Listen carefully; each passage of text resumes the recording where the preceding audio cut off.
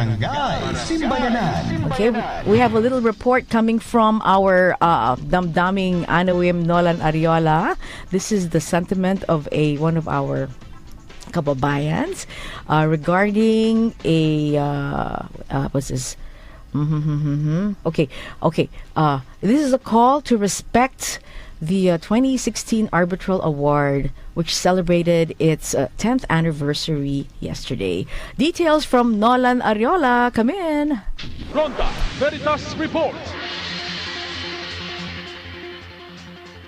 Maraming salamat mga kapanalig. Nagtipon ang mga grupong makabayan sa harap ng Embahada ng People's Republic of China upang gunitain ang ika-10 anibersaryo ng 2016 Arbitral Tribunal Award at muling igiit ang karapatan ng Pilipinas sa West Philippine Sea.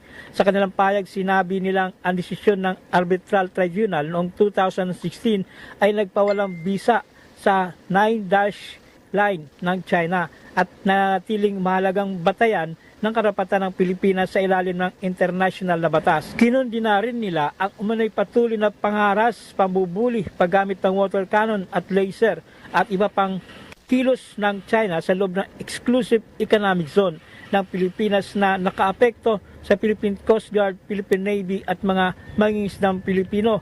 Nanawagan din ang grupo sa pamahalaan ng China na igalang ang 2016 Arbitral Award at ang United Nations Convention on the Law of the Sea o UNCLOS at itigil ang mga hakbang na nagpapataas ng tensyon sa West Philippine Sea.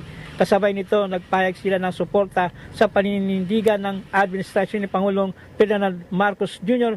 sa pagtatanggol sa karapatan ng Pilipinas sa West Philippine Sea. Hiniling din nila sa Pangulo na ideklara ang buong buwan ng Hulyo bilang West Philippine Sea Awareness Month upang mapalawak ang kamalayan ng publiko at mapalakas ang pagkakaisa sa pagtatanggol sa soberanya at karapatang pandagat ng bansa. Ito po yung pinakamatibay na claim natin na atin ang West Philippine Sea. Alam po, 100 nautical miles sa pasok sa Pilipinas. May batas po tayo na dapat irespeto dahil po ang batas naman sa magulo. Po namin nakalangin ang 2016, July 12, 2016 Arbitral Tribunal Award. Yan ang damdamin Anawim ni Giselle. Mga kapanalig, ang lagyan dalangin at naisin na simbang Katolik ay ang bigyang pagpapahalaga ang diwa ng pagkakamit sa kalayaan ng ating bansa sa mga mananakop.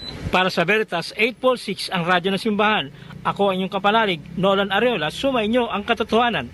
Ronda Veritas Report.